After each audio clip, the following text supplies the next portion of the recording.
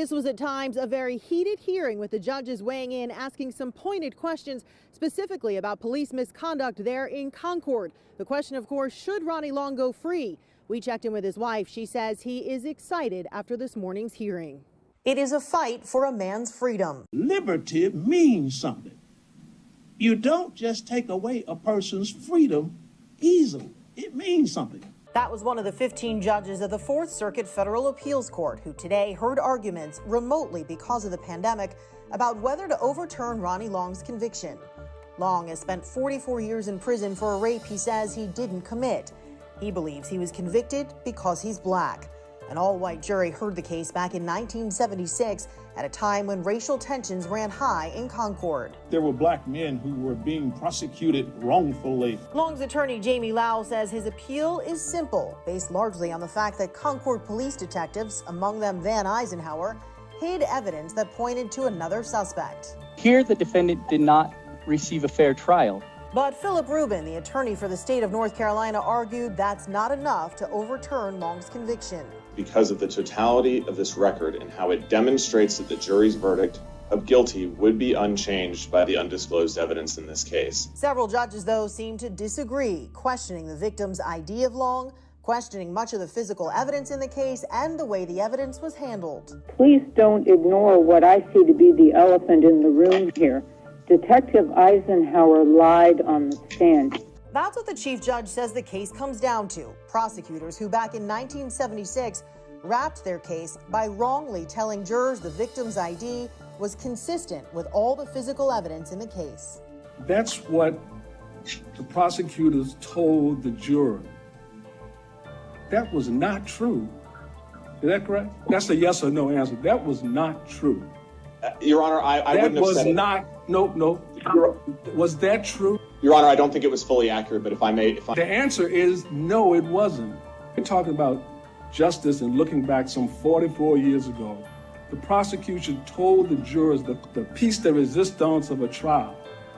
What about all those things not disclosed? To say to the jury it is consistent with every piece of evidence that's in existence. Isn't that appalling to justice?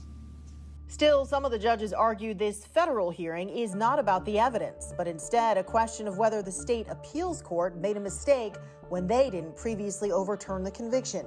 Again, there was disagreement among the panel. The problem is we use procedural rules to avoid justice. When did justice leave the court?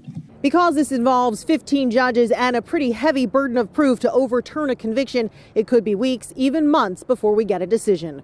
Reporting in Charlotte, Michelle Bowden, WCNC Charlotte. Has gotten to the point where investigators are admitting mistakes, including keeping Ronnie Long in the dark about evidence they collected. But court after court continues to rule against him, and this latest appeal might be his last chance. Eyewitness testimony placing him at the crime scene. Forensic evidence, however, might suggest otherwise. The jury, though, only knew about what was presented, and that was enough to send Ronnie Long to prison for life. If he was a triathlete, he probably could have gone pro for baseball. All these opportunities were taken from him for what? Because he's a black man in North Carolina, and people don't want to hear it, but it's the truth. Ronnie Long's wife, Ashley, clearly not shy about her opinion. Her bright wardrobe calling attention to what she considers a blight on the justice system. Ashley first learning about Ronnie's case when she moved to North Carolina. She would soon reach out to him with letters, then phone calls, then personal visits. They married in 2014, dreaming of a future together. Ronnie is very charismatic, and it's, pretty much everyone that meets him loves him, and it's hard not to like the guy. I make him take pictures every visit with me. Which he doesn't really like too much, but I think it's important for everyone to see his face. At first, investigators could not locate a suspect, but the victim would later go to court in a disguise, where police had arranged for Long to appear on an unrelated case. It was there the victim ID'd Long, the smoking gun as far as the jury was concerned. But over the years, Ronnie's attorneys would discover a series of critical errors and oversights, never brought to their attention in the trial's discovery phase. Investigators collecting hair samples, fiber samples, and a matchbook at the crime scene. None of the DNA matching Ronnie Long. Also, Biological evidence taken from the hospital, that was never submitted. There were also 43 fingerprints at the crime scene, none matching Ronnie Long's. It should matter because we are paying taxes in North Carolina to keep an innocent man in prison while a guilty man has been free to harm more people for 44 years. Of course, Ronnie's team would appeal, but the eyewitness testimony continuing to tip the scales against him. The latest ruling, a 2-to-1 decision from a panel at the Court of Appeals.